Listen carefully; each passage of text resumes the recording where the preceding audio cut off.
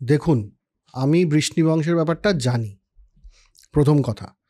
দ্বিতীয় কথা, আমি দারুকের ছেলে, তো দারুকের থেকে, আমার বাবার থেকে আমি পুরো রথ চালানোর ব্যাপারটা আমার কিন্তু শিখে গেছি অন্য লেভেলে। হ্যাঁ, এক্সপার্টিজ আছে।